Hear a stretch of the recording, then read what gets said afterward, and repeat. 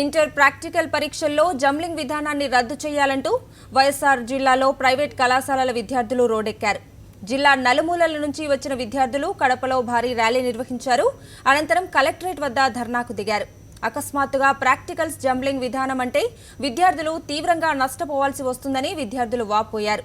తెలంగాణ రాష్ట్రంలో inter practicals jumbling విధానాన్ని రద్దు చేసిందని, కానీ ఏపీలో మాత్రం అమలు చేస్తామనటం సరైన చర్య కాదని వారన్నారు.